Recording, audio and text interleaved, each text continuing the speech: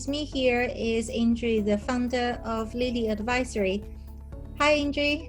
Hi. How's the time before the Christmas? Still busy or?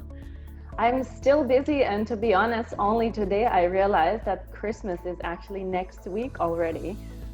Completely forgot about it, but here we are. It's a different year. Yeah, it's quite unusual year this year. And so, for this, thank you for being here with me today and with the Rosecut clients and audiences. Today's topic, may seem to be less technical than what we had in the past, but nonetheless is as important as the technical knowledge of personal finance and investing. Because the wealth mindset, i.e. the ability to maintain and grow your wealth, is not the same as the actual wealth figure you have today. Right? Because there's a saying in English, shirt sleeves to shirt sleeves in 3 generations, and the identical one in Chinese, I don't know any other languages. It tells you that how hard it is actually to not just to earn money, but to maintain it and then grow it. With my background, in private banking and witnessing, frankly, the rise and fall of a lot of entrepreneurs and their wealth, it made me realize how important this topic is. And so today, we have Indre here, who's a professional wealth coach, who happen to have the same professional background as I did in the past, to talk about this. So before we start, some logistics is that this presentation will last about 40 minutes, and then we would have the usual Q&A to answer all the questions that you guys have. Please do ask the questions along the way, so we can start preparing for that. And also we have a survey for you to share your feedback at the end of the presentation. Please do try to give us your answers and feedback as much as possible. That always serves as a basis of choosing the future webinar topics. So let's start. A quick intro on Rosecut. Some of you are already familiar, but we are the backbone of your financial life. We give you the full picture and give you financial advice in real time and help you to manage your money to grow as well. And what we believe is to really put the control back into people's hand and bring maximum transparency into this process as well. And we will go into a bit more details of how we do that. Over to you, Indre. Thank you. And thank you again for having me. It's such an interesting topic, and it's one that I'm certainly very passionate about. And throughout my career in wealth management and as a wealth coach, it's something that I've been very keen on exploring more and more. And currently with the company that I run, Lily Advisory, a big part of what I do is actually talking and digging a little bit deeper into wealth mindset and really understanding what it is.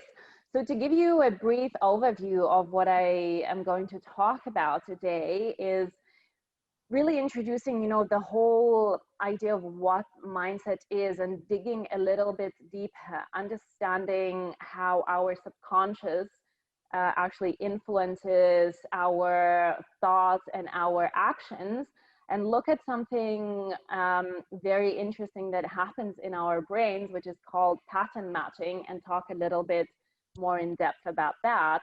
I will then move on to explore 2 specific aspects of mindsets, especially that of money and wealth, which is looking at the 2 theories of fixed mindset versus growth mindset, and looking at what it really is when we talk about financial blueprint.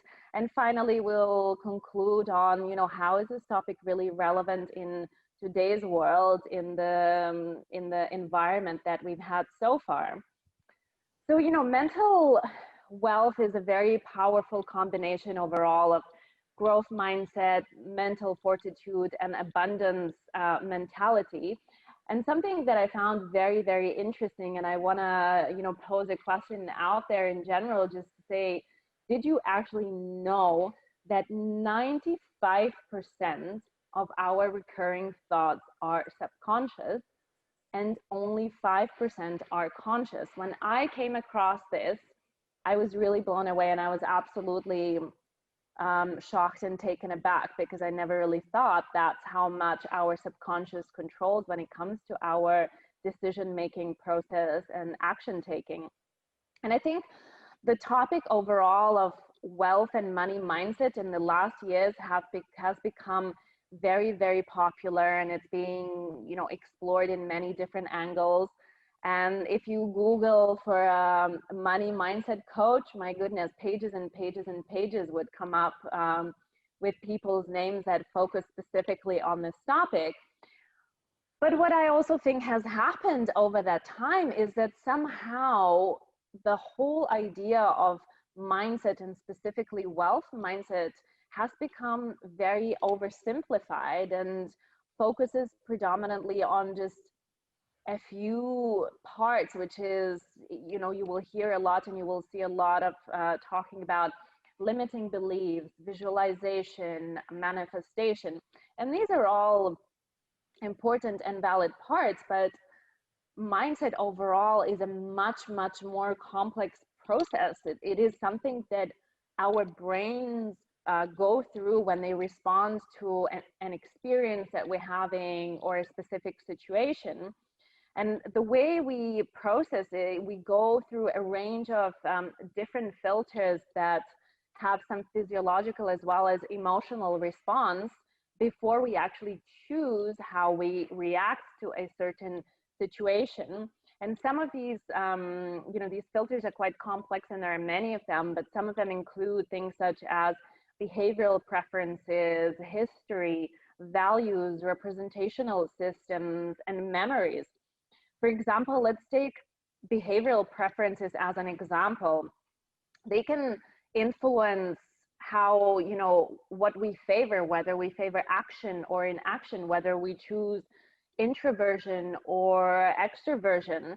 And we have many habitual ways that we do things. To be honest, we have strategies for pretty much everything that we do in life, from very simple things such as waking up in the morning to forming relationships. And how that works is through something called pattern recognition or pattern matching, which is effectively a process in our brain that gives the capability to you as an individual to consider a complex set of inputs, often containing a number of different features, and they make a decision. It enables us to make a decision based on the comparison of some of these features to a condition which you have experienced before. Now, what does that really mean in everyday language? Imagine that our brain operates as a big warehouse where we store lots and lots of different information in different files, in different cabinets, in different drawers. It's absolutely huge number of different type of inputs that are stored in our brain. And what happens, in simple words, basically when we filter information, our brain automatically tries to continually effectively pattern match so that it can make sense of the world around you. What the brain does, it looks for a pattern between what is happening right now and what there is in your experience, what it has experienced in the past, in order to have a better chance of keeping you safe. And to give you a very basic example, imagine, a guy back in the Stone Ages going on his usual hunting trip. He's walking down the road that he's always done, looking for his next kill. And suddenly he hears a little rustling in the bushes. He's never experienced this before. He doesn't know what to expect. So he's standing there staring at it, looking at what's going to happen. Before you know it, a tiger jumps out and there's a lot of commotion going on, but luckily this time he manages to fight and escape. Now he comes back unharmed and all is great. 2 weeks later, he goes out on the usual hunting trip with his buddies this time on the same route. And now, when the same thing happens and he hears the rustling in the leaves, before the other guys even realize what is happening, this guy is miles ahead of them, already running for home. Why is that? Because his brain has recognized the pattern and it has matched it. As soon as he heard that little rustling in the leaves, he knew he needs to leg it and go for it. Obviously, this is a very simplistic example of explaining it. And in reality, what happens when our brain absorbs certain information and when it stores it in those filing cabinets, quite often it can actually distort information or not have complete information. So when it's trying to pattern match, it just grabs whatever is the closest thing to it because it needs to react very swiftly in order to protect you. So another example, perhaps a bit more for the modern day. Before we go on another example, sorry, I want to jump in to say there's a lot of significance on this point, right? Because in our current lives, a lot of people are driven and successful and become self-made entrepreneur or successful professionals in whichever area they are doing.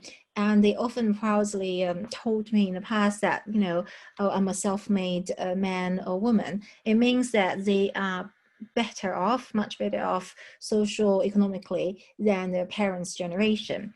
But which also means that all these memories and habits of learning and observing from your parents may not be applicable anymore, right? Like, so you actually need to break free from those constraints, frankly, that is stopping you from going further on your own path. And so Yeah. to be able to realize that, you know, past habits and past pattern matching in your brain does not always mean the best thing, right? Because it manifests itself in weird ways. So, you know, people tend to be sometimes be extreme savers, you know, trying to save the last penny instead of, you know, paying for other people to help with their time. You know, it could be a value debate or not. Do you need domestic help or not, right? Or it could be just if you can't afford to have the time and have enough money to pay to solve that problem, you could do that. And or they follow on a path of, my family has been successful buying properties in London for the past 30 years, so I will save up enough money to continue down that path. Well, if you make money in property in the last 30 years, doesn't mean you will do so in the next 10 years for various kind of reasons, right? So if you break free from the reference from your family and friends, who do you look to, right? So here we would say, actually seek professional help. Just like you want to talk to a doctor to sort out your medical problems, and talk to an accountant to sort out your tax, and talk to a wealth professional to sort out your money related problems, because they have alternative patterns and experiences and things that can be shared with you.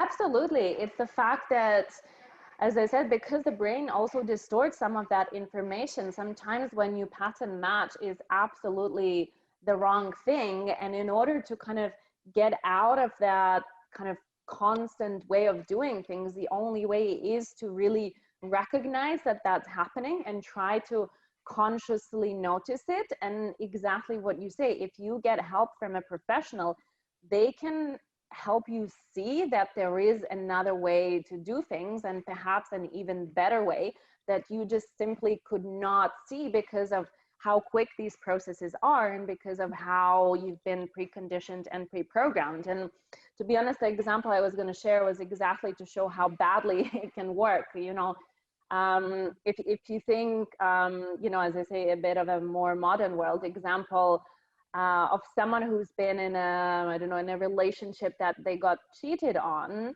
Now they're in a new relationship and their new partner says, oh, hey, honey, I'm working late tonight.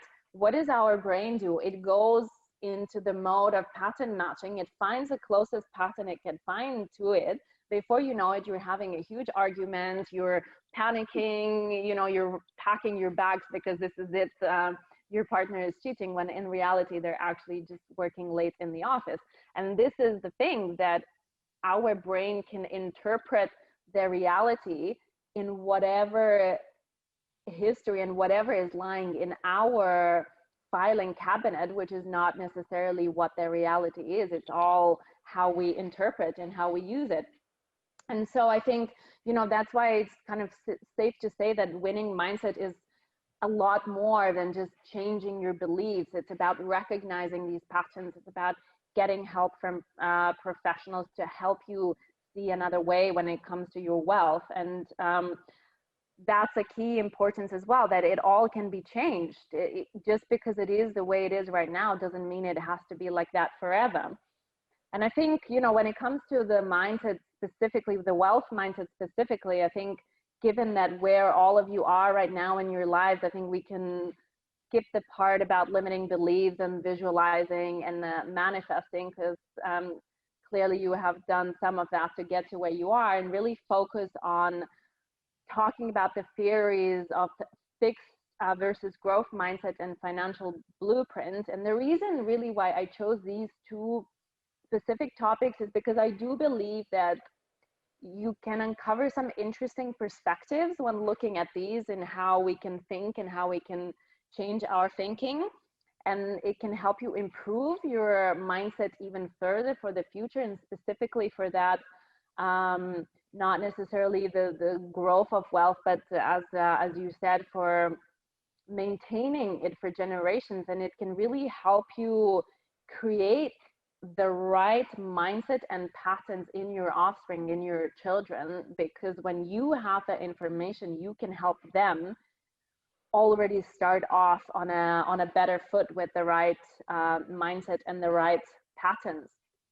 So looking at specifically the fixed mindset versus growth mindset, and some of you might have actually heard of these theories, and these were developed by Stanford's psychologist Carol Dweck, where she basically identified two theories of intelligence or mindset, whatever you want to call it, as fixed and growth. And in short, effectively what that means is that individuals that tend to lean more towards the fixed mindset have a belief that their abilities are fixed. This is how they are. There's nothing they can do. They either have the abilities or they don't. They tend to be much more risk adverse, and they tend to think that effort is only for those that are not smart enough, because of their mentality of that everything is fixed, there's nothing I can do. Whereas people that lean more towards a growth mindset have a belief that their abilities can be developed, and they're much more likely to see effort as something that propels learning, and they see setbacks as opportunities to build skill, and they tend to be much better at learning from their mistakes, which is a very important aspect, I think, especially when we think about wealth and money and managing and growing and maintaining our wealth.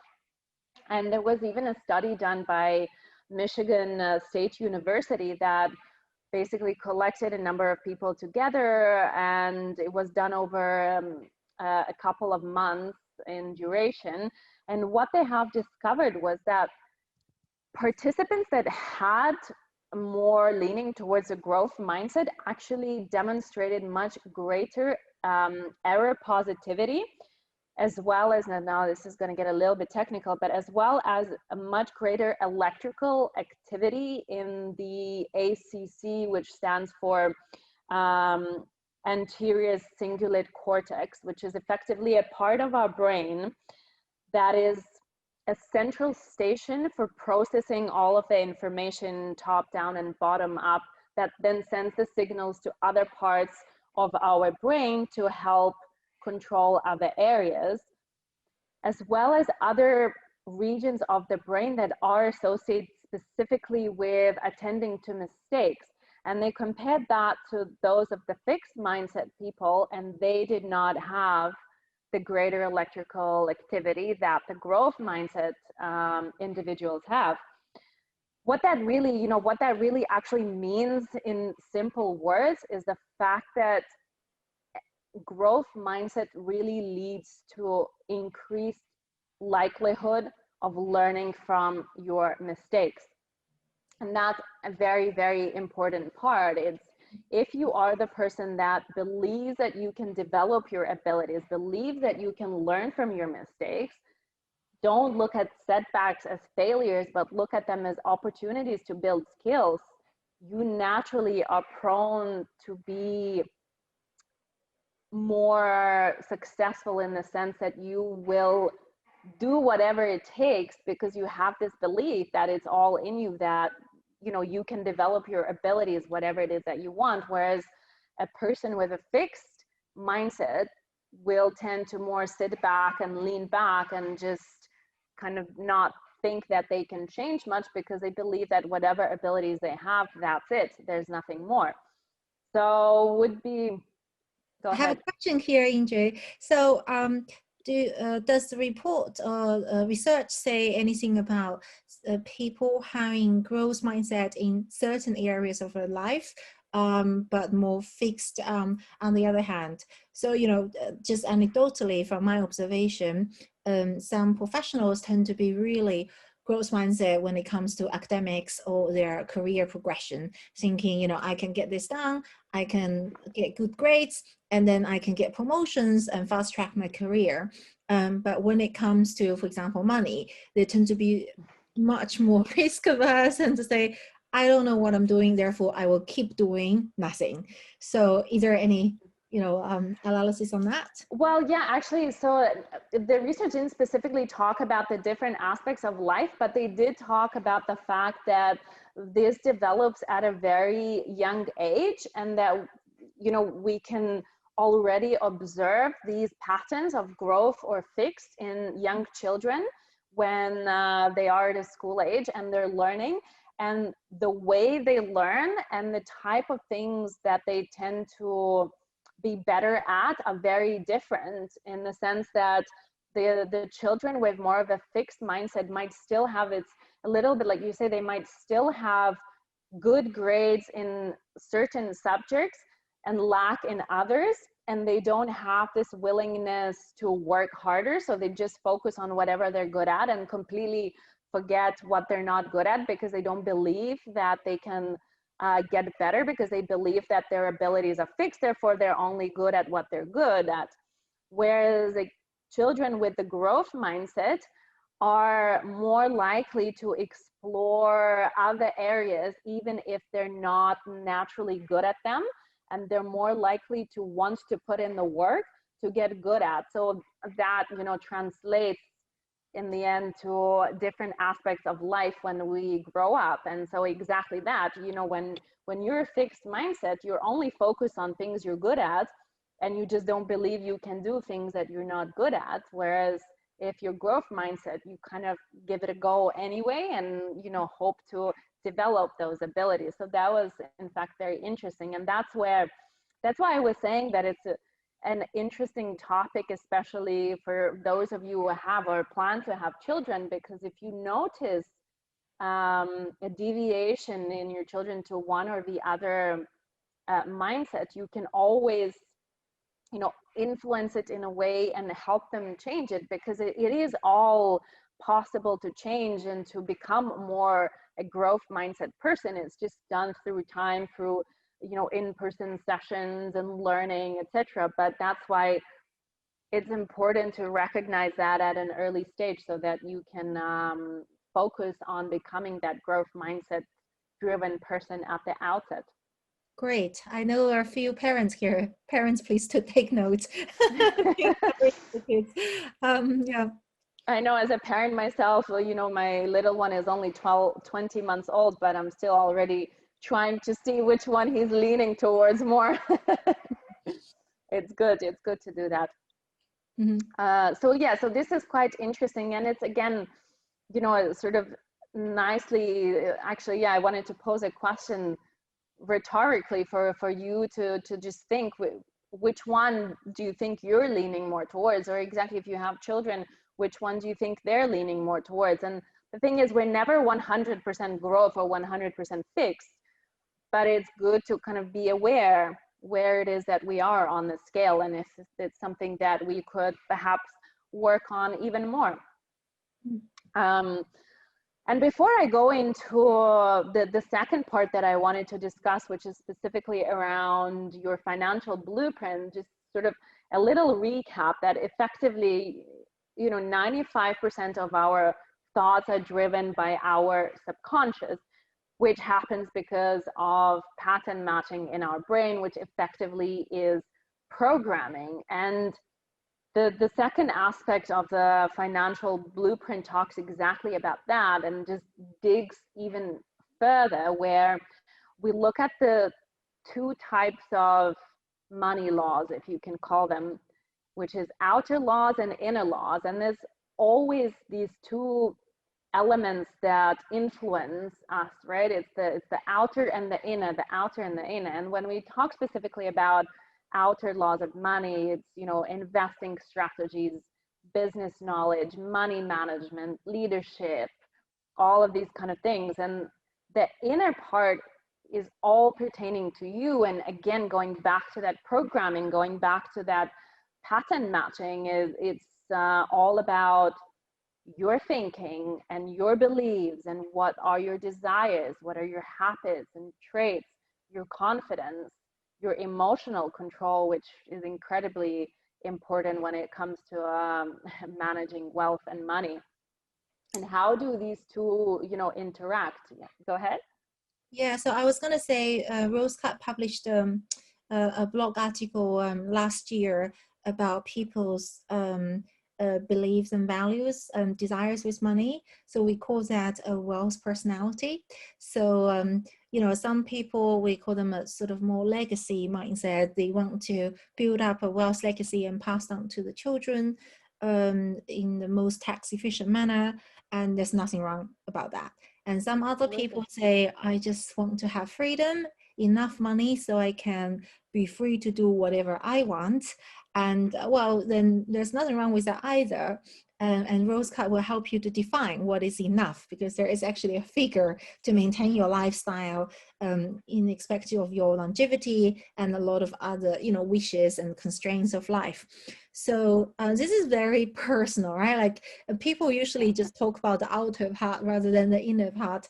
But it's really important to understand what you really want, in terms of your personal wealth, and before you try to figure out how to get there. No, absolutely. And that's a big part as well of, when I speak to clients, that's, a big focus as well, is you really need to understand where it is that you're going before you can choose the road. And I think it's fantastic to have companies like Rosecut that take the time to understand the inner part of the clients before suggesting what the outer outcome should be. Because for two people that might look so similar, it could be completely two different ways and two different approaches. So absolutely, kind of figuring the inner part is complex, but it's incredibly important. And again, it's sort of, that's what your financial blueprint effectively is. It's sort of all those elements together.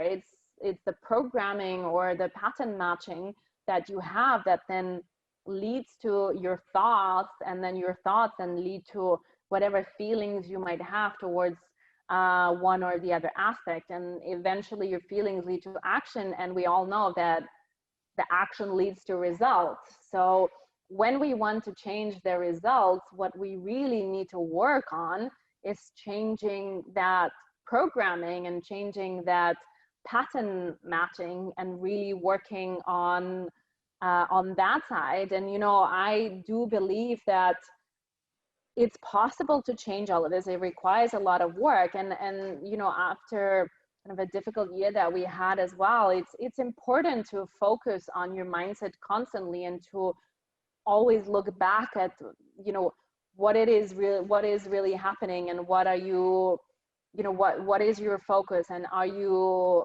maximizing your mindset potential. And if you can get help with the outer part, and you can get a professional to take care of that, then you can focus 100% on the inner parts. And those inner parts are incredibly important. And I think that's why it's also paramount that most of your focus goes on the inner part. And that's when companies like yourself, like Rosecut, come in, where you can get help on the outer part that will help you change the way you think on the inner part as well. And I think with that, I'll hand over to you to talk a little bit more about exactly what you can do and how you can help those that want to focus on their mindset with the outer part, with the strategies and with the technical side. Sure. So I think, before I start on the platform, just continue on what Indre has said, through our observations over the years. And one of the key things is that for people who have no exposure to investing, but realize that they want to think about investing, because you can make money from salary or from entrepreneurship, but for you to keep that money, maintain and grow it, you have to invest somehow, be it stock and shares or bond market, or, into other businesses. And so there is this massive mental hurdle to, making your first investment. And a lot of people get scared of the prospect of living with up and downs, with the value of your investment, and thinking, oh, I made 5% today, oh, I made 10% loss tomorrow, what I'm gonna do. And there's a lot of emotion and sort of discomfort there, right? And sadly, when most people don't really go over that hurdle, because they don't realize what's the massive potential is, right? So, and this is why we built the Rosecut platform, to just visually show you that, right? Because spending today is attractive. You want the latest gadget, and you want, the latest Chanel bag, and you can see it visibly. But what if on the platform, I can show you that if you don't spend that £2,000 on that purchase and invest it in 10-20 years time, it turns into 100K or even more, right? And then you can weigh it more rationally and thinking about that.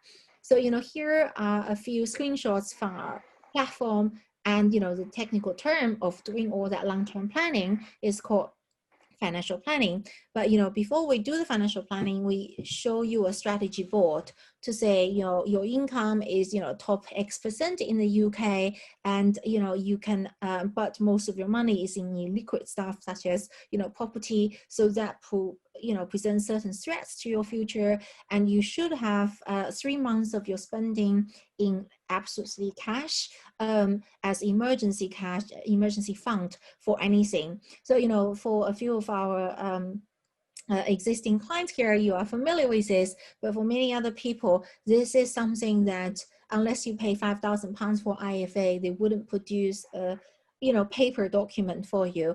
But we have built it into a platform and show it to you completely for free. And you can use the platform 100 times to iterate your overall strategy and picture as well.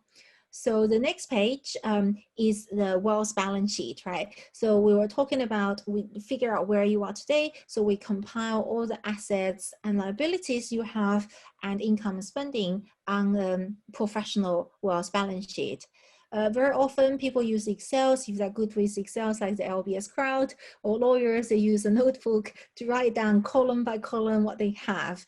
But the problem with that is that one, is not updated, and two, it might be put in the wrong section. So I have seen people putting down pension in a section and equities in a different section. Well, actually in your pension, in your work pension, most of it is equities, right? So it should be based on asset classes and the type of the right part of the personal wealth balance sheet. So first, personal wealth balance sheet and strategy board is to figure out where you are and Rosecut give you a professional opinion of how well you are doing, or there are certain areas that you should improve on. And next page with the cash flow projection is to say, okay, what is my lifetime potential?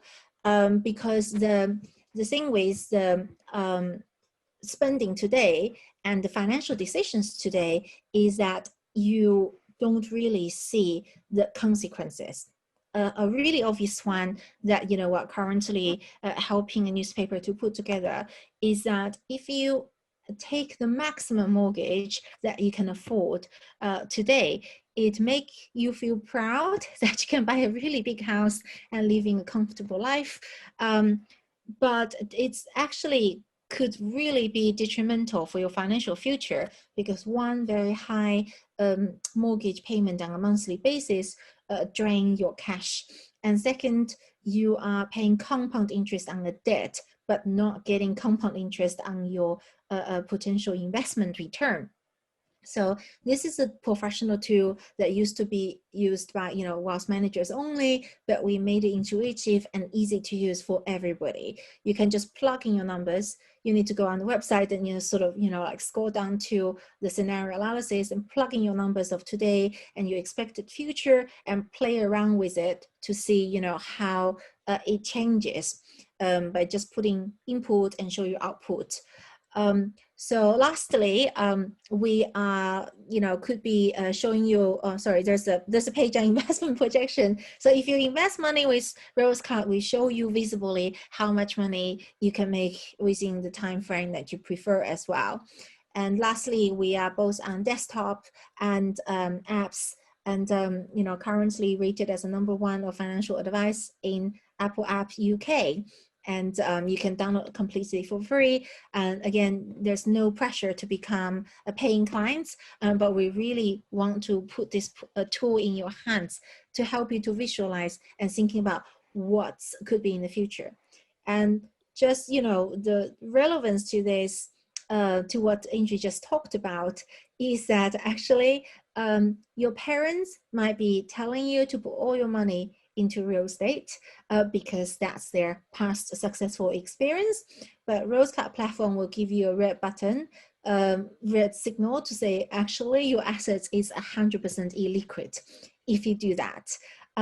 So you would have conflicting views, and I hope that you would consider our views because we are professional money managers and have seen a lot of case studies and, you know, almost like patient cases of what things can go wrong.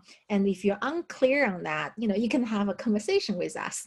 And this is really important, especially in a year of where we are financially stress test, right, Indre? So you are going to talk about the post-COVID world. Yeah, I think, you know, this topic is becoming more and more important. And I think the combination, specifically the combination of the two, the kind of the really working on your wealth mindset, as well as having the right financial partner to help you implement on the technical side, because you know, there's been quite a few reports circulating to say that actually the current situation that has caused a lot of financial stress to people in a variety of different ways, right? So for some, it might have been as detrimental as losing their income.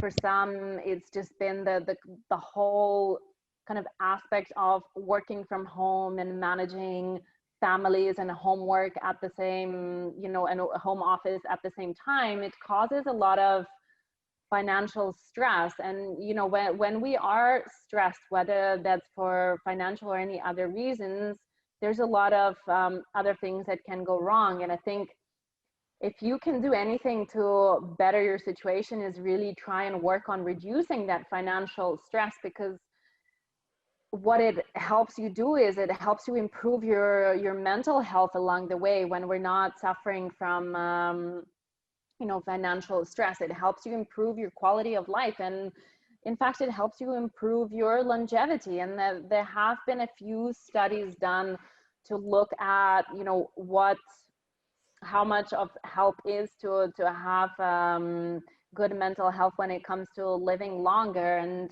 I found one study that effectively said basically that if you have good mental health versus somebody who suffers from anxiety or additional stresses, you're more likely, and I know it doesn't sound like a lot, you're more likely to live about 4 days longer than someone who does suffer from stress. But this is mild stress, right? This does not take into account serious stress. And I think, you know, financial stress down the line, if you don't take care of it, can cause serious issues. But in all honesty, even those 4 days are still longer life. And I think it's just overall, when you reduce your financial stress, you have just a better and happier life, because that can cause a lot of tension in your family life. It can cause a lot of tension in your business. Simply put, when your finances are under control and you can sleep calmly at night and you know that you're doing the best that you can, all other areas of your life improve, because you can simply focus a lot more on other things. You can focus a lot more on what your passions are. You can focus more on spending time with your family. And I think, in all honesty, to reduce the financial stress, you have to always consider both aspects together.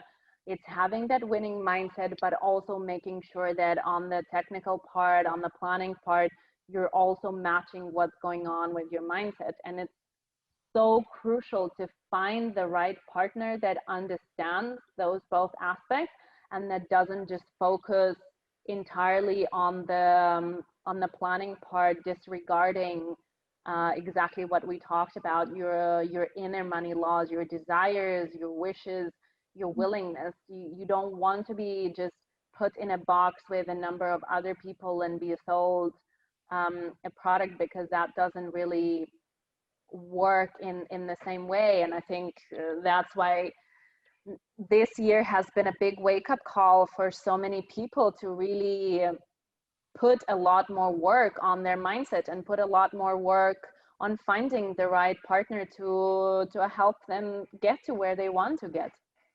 Exactly. I think that's that really concludes the discussion as well. You know, because Indre's business is helping people with the mindset, whereas Rosecut provides the technical knowledge and you know, guidance on how to make it happen. And these two really working hand in hand, right? You need to realize the importance of this and have the right mindset to make efficient use of the technical knowledge. And also, you know, if you have the right mindset, but not ways to do it, it kind of remains a daydreaming. So, you know, I think this is the end of the sort of the discussion parts, and we would have there's a reading list that we will share after this webinar, so you guys can look into that. And we have the Q&A session now, and as well as a survey. And once again, please do complete our survey as much as possible, and we would really appreciate the feedback. And then the first question, right, like just on the mindset, actually from me, if Indre, you don't mind, there's a lot of sort of things about the wealth affirmations, you know, like just basically positive thinking. Do you think there is significant value of that, or that's more gimmicky? Based on, you know, your serious studies on on this side? I think there's a little bit of both, right? So positive thinking overall is good for us in any aspect of life, including money. But I think what has happened over the years is that people focus on positive thinking only, but unfortunately, just, you know, sitting there and thinking positively is not gonna make any significant change. That's just one very little part of the full cycle, of the full mechanism, and you need to work on all the other elements if you want the positive thinking to be effective. So it is, you know, it's also how you do it, because if you're just sitting there positively thinking, you think, and you're telling yourself, you know, a mantra that let's say, I'm going to be wealthy, I'm going to be wealthy, but subconsciously that's not what your brain is recognizing. That's not what your brain is pattern matching to. It will not manifest into anything if you don't combine that with working on changing your patterns, or on changing your pattern matching way, on other aspects as well. If you know, if you don't take action, if you don't start doing something in order to really implement that positivity that you have, like it's all great to be positive, but it has to be combined with action and combined with consciously recognizing what are other elements that are stopping you from getting to where you're trying to. Great. Thank you for that. So we've got quite a few interesting questions now. Everybody is anonymous today except one. Should I be scared already? The first one to you, Indre, is that do you think meditation can help you gain control over impulsive spending? Well, that's a very good question. I think, like, look, meditation overall can help you gain control in many aspects of your life in the way that it helps you ground yourself, and it helps you probably become calmer. And if you practice, obviously it doesn't, you know, come if you just do it once before you're about to splash out on something, but it's about making that a daily occurrence. And yes, I actually do believe it can help you with whatever it is that you're trying to gain control over, because that's exactly what it teaches you. When there are different types of meditations that you can engage in, but they do teach you to remain calm, to use your breathing, to kind of take control of your inner self, take control of your body, and just not rush into things. That's why we meditate. We meditate to calm ourselves down, to ground ourselves back. So absolutely, you know, that can be a huge help for sure. Great. I think on the technical side, I would just chip in to say, right, like it's difficult to, when you say impulse spending, it could be a difficult aspect of your life, but it's nothing different from impulse drinking, excessive drinking or gambling, or sometimes, you know, taking soft drugs and all that kind of things, right? So on money side, what we say is that you can set yourself a saving goal and take that amount of money out of your salary account as soon as the salary hits it. So if you don't see it and you don't touch it, and hopefully over time that helps you to build up some savings. Second question is anonymous question to me. How would the Brexit deal impact stocks and bonds? Very good question. So I think there are two elements of that. One is that the volatility in the market in the short term, right? Because this Brexit thing has been going on for like quite a few years now. And you know, if you go to our website, our latest November market updates commented on that as well. And so every time there's a bad news, the market drops, and there's a good news, and the market goes up. You know, in general, it goes like that. That does not just impact stocks and bonds; it impacts the currency, GBP, against, you know, all the other currencies in a massive way as well. But over long term, I think that Brexit, the deal itself, the political event and the economic event is actually limited for a few reasons. One is that, you know, Credit Suisse had a research of past 100 years, the impact of political event on the global financial markets becomes zero within 18 months of the event concluded. So, you know, once this whole Brexit thing is done and dusted, and within 18 months, if the history repeats itself, the impact on financial market is going to, you know, fade out. And second thing is that, you know, depending on where you invest, right? Like if you invest into UK, it might hurt some smaller, you know, FTSE 250 companies, and their stocks is going to go down. And if you invest into US, who benefited from this deal one way or another, and you know, you might make money from that.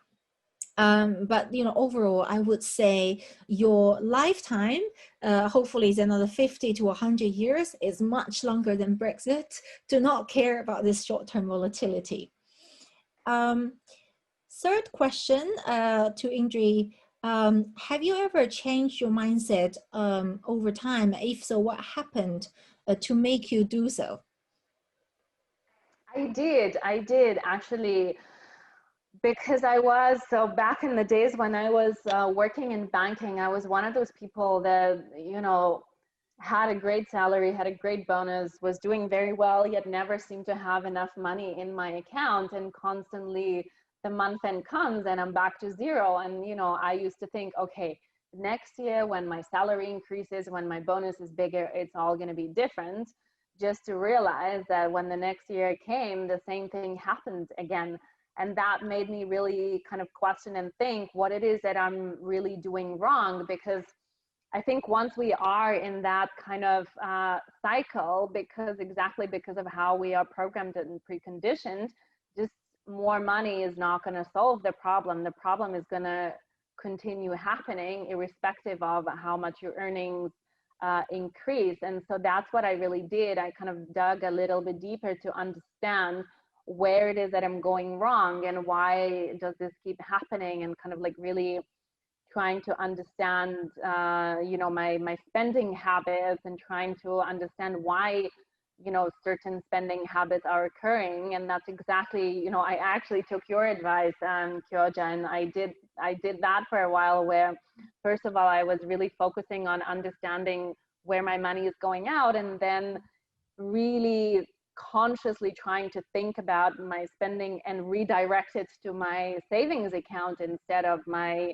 credit card, which then meant instead, I could start investing. And that changed, that changed kind of my financial future in my life, because that meant that, I wasn't drying up my cash flow every single month. I wasn't left with zero, and I was actually building a pot for my future, which then, I still continue building on it today. And that actually means that, I can use it for many, many things in the future. And part of it I used up back in the day to purchase my first property, and then continued on. So absolutely, sometimes, when you really kind of work hard on changing some patterns that you notice, it can have a dramatic change, not necessarily in that instance on your life, but your future. And, having that financial flexibility to then, start a business and not worry about having to become, profitable in the first year and things like that. It makes a huge difference when you kind of change your behavior and change and work on changing your patterns. Yeah, that's a great example. I think is actually what a lot of high earning professionals are facing, is that they have high income, low assets actually, and it is a behavior change, right, for you to really do that. And I think the sad thing I see is that when people are suddenly get a large lump sum of windfall, for example, they sold their business or they get inheritance from the family, this is where their fear of losing that money is higher than the fear of investing. So they are more likely to seek professional help and start investing. The problem with that is that, if you are not really learning, like you said, the growth mindset, a lot of them actually could either spend too much of it or invest into speculative things, and more often or not end up losing that large lump sum of money. When I was at Coutts, one of the training sessions we did is that Coutts actually named the kind of so-called higher risk client groups: sports people, celebrities, and tech entrepreneurs. They typically get high income earlier in their career and then go bankrupt in their 40s and 50s. That's the majority of them. And it was a shocking, stats, like firsthand stats that I heard.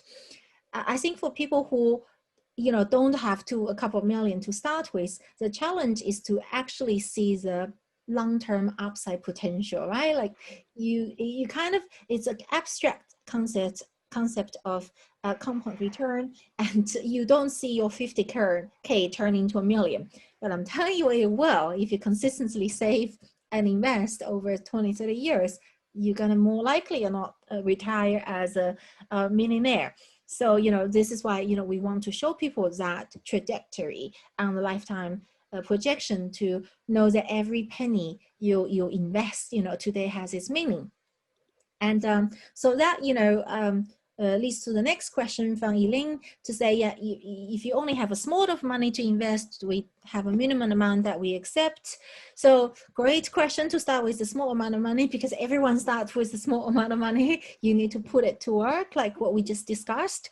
And, you know, Rosecut minimum is 50,000 pounds. And, you know, that's because we think this is the beginning of a life-changing money, right? Like there's no rocket science behind it, but based on our target audience age and you know, their life trajectory, we think that if you invest 50K in your 20s or 30s, it is life-changing, right? Rather than when you are 60 and thinking about retiring, well, 50K is not enough. So start early. And that said, you know, I don't know what you mean by a small amount of money.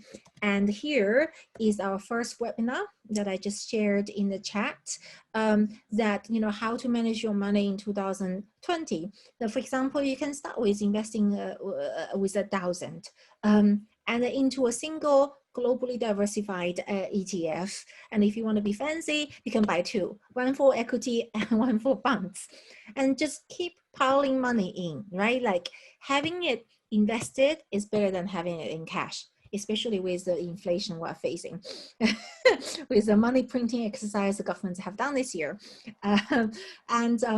Having it professionally managed is probably better than a single ETF that you buy. But if you don't invest the 1,000 today, you are less likely, you know, you can get there by saving, just saving, but you are less likely, or you're going to be slower to get to 50K. So that's the fourth question. And the next one for Indre, what kind of mindset is good for entrepreneurs? And then how can I grow my mindset with my career? Oh, that's a very complex question. Look, growth mindset is good for everyone, right? I mean, as an entrepreneur, you're probably already leaning more towards a growth mindset, because obviously you do believe that you can, you know, learn whatever you haven't learned so far. And entrepreneurs by nature tend to be more growth mindset driven, because there's so many different aspects to it. And sorry, remind me, what was the second part of the question? Yeah, second part is that how can I grow my mindset with my career? I think it's all about being very conscious about, you know, what your mindset is. And I think it naturally grows as you progress, but it's sort of checking back in, and it's exactly, you know, recognizing those patterns that you're making, looking at how you react to certain situations, how it is that you react to what are your actions that you take when certain events play up a certain way. And it's really learning from them and improving is what will help you grow your mindset even further. And it's an ever evolving work. I don't think, you know, we ever reach the point where we are 100% done learning. I think throughout life in general, we continue learning at all times. And it's about being conscious how your subconscious affects you. And it's being conscious about when certain patterns show up and recognizing them and working on changing them by changing your behavior, by recognizing them, by, you know, expanding your knowledge, by working with different professionals to help you gain different perspectives, by being open-minded to look at different options, to hear other points of views. And it's just, I guess it's a natural progression and a natural growth, but it's just being aware of it and being conscious about it. Great. I think that's, I want to actually add a related point, say that you might use the same growth mindset for both entrepreneurship and personal wealth, but the bad news is that actually the technicality of that is the opposite. It's quite counterintuitive. The good news is that, you know, we're here to help, because a lot of entrepreneurs are self-made. They, you know, you need to be the way for you to be a successful entrepreneur is to by being the top expert in your chosen field, right? Like you grow your top line, you know, you increase your profit margin from 15% to 30%, and you become a category leader, and that's how you become a successful entrepreneur. But that's one learning curve. Another learning curve is that if you manage to become a successful entrepreneur, or not, you don't have to. Managing your wealth is a completely different wealth curve, a learning curve, that you have to learn to hedge your risk all the time, being a generalist rather than a specialist, and penny pitching on all the returns and all that kind of things. So we have helped a lot of entrepreneurs who are amazing at doing their entrepreneur job, but complete beginner, and sometimes have made mistakes when it comes to their personal wealth. But definitely, what we have talked about today, the growth mindset will accelerate your learning and open up your exposure and horizon into those avenues. And I hope that's helpful to answer the last question. And so I think it's 6 o'clock on the dot now. If we have no more questions, we would really like to thank everyone for joining us today, and thank you, Indre, for taking part in this super interesting discussions with me. Well, thank you so much for having me. And wish everyone a very happy time in the New Year's, and really take this opportunity to think about all these important life questions and have a head start of 2021. Bye everyone. Thank you. Bye. See you next time. Bye.